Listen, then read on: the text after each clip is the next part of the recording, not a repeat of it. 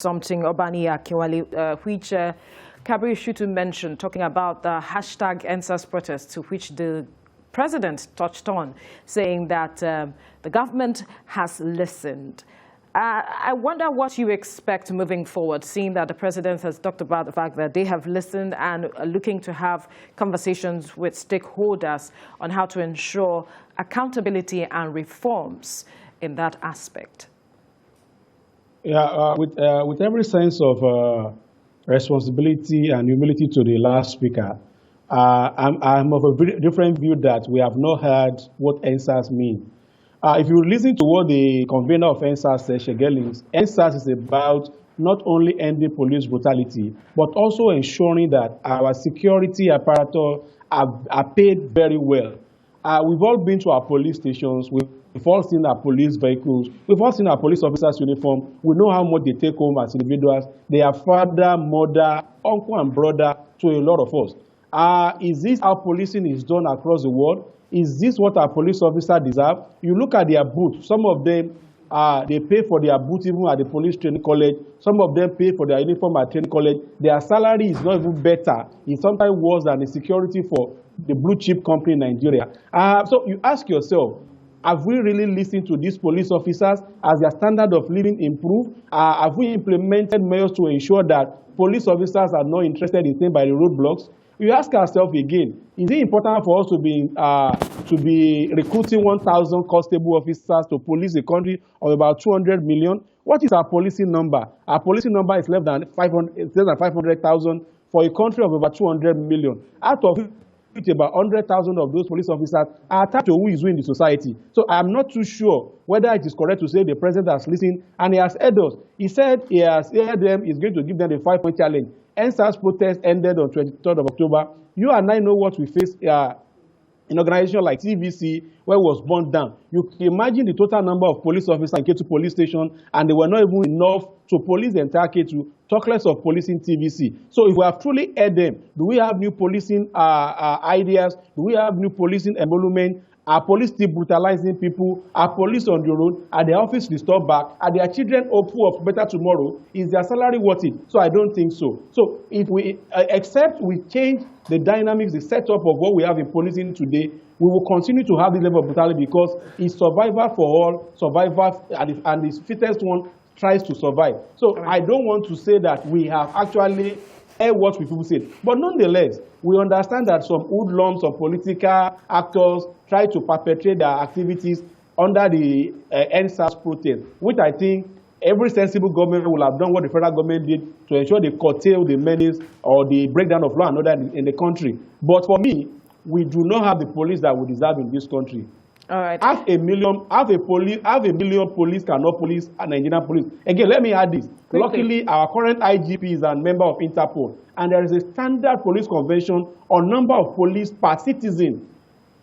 If we are a member of the international society, we have signed to UN, to OAU, to AFTA, we know the required number of policing per street, per area, per individual. But as we have it now, it's almost 500 Nigerians to one police, or sometimes 1 million Nigerians to a police. And until we get it right and we pay those guys what they truly deserve, with equal amount, with equal prestige, we will continue to have some of them that are trying to make sure that they live according to all the guidelines. We see how our big boys live. We see how our senators are living. And they also have children. And their children will ask you, that is somebody's father, my father. We need to bring the conversation to the studio now because I want some reaction from the studio with regards to this hashtag EndSARS issue that the president has said that the government has listened.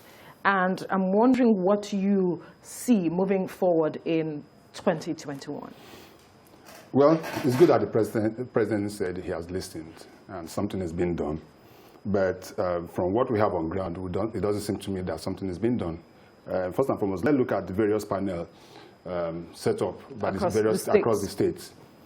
How well have the police authorities responded to someone by those panels? In Lagos, we see the problem we've been having, the challenges of getting some of those accused of involvement in some of these issues. Just to get them, they refuse to come. It's either we can't find them, or they've been transferred, or the police is giving all sorts of excuses.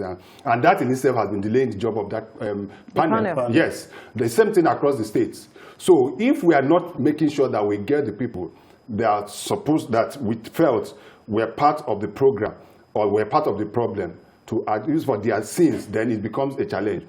Secondly, the IGP came out with SWOT. Yes. And in the past, and my belief, I don't know, I may be wrong, but after those announcements, all we had was they are being trained and the rest of them. Yeah, we saw the visuals of their training. Have they been deployed? If they have not been deployed, that means, and you've asked SARS to go back, that means there's a vacuum. If you understand what I'm trying to say, yes. That means there's a vacuum in terms of delivery, in terms of security and the rest of them. And that is part of, I'm sure, that is part of why we're having the challenges we're having now, serious security challenges. There's a lot of kidnapping going across board, across the country. Just 3 days ago, a bishop was kidnapped in a way. Yes. Till now, we don't know what happened to him. If you go through every day we are getting report from Bini, Auchi, Okene Road, where people are being kidnapped on a daily basis. Abuja, Kaduna is there. Lokoja, Okene, Abuja is there. And it has become a huge business.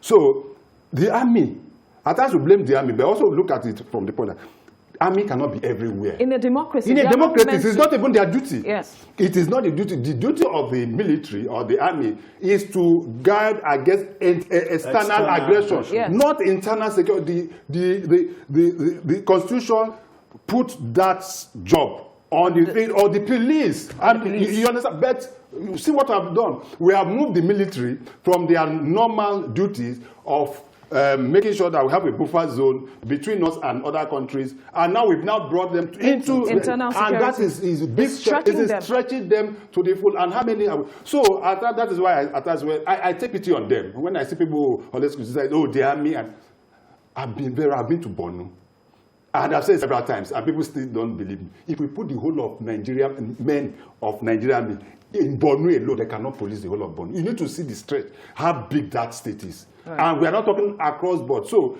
I'm thinking, and that is where I was thinking when the president was making his speech. I said, okay, this year, we are going to increase the capacity of the Nigerian army to so-so number, the police so-so number, the civil defense so-so number, so that we can be able to build up the level of capacity and also improve on their wealth, which he also spoke about. So until we do this, the essence of learning history is that we look at where we are coming from, look at the mistake we've made, so that we can be able to protect. Even in schools now, they even refuse to even teach history.